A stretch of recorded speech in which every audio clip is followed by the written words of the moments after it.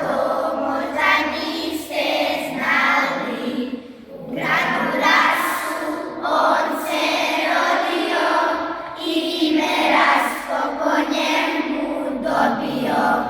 U gradu Rasu on se rodio i ime Rasko po njemu dobio.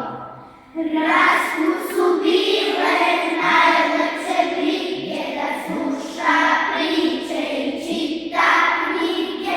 Rasku su bile najlepše brige, da sluša priče i čita knjige. Njegov je tata Stefan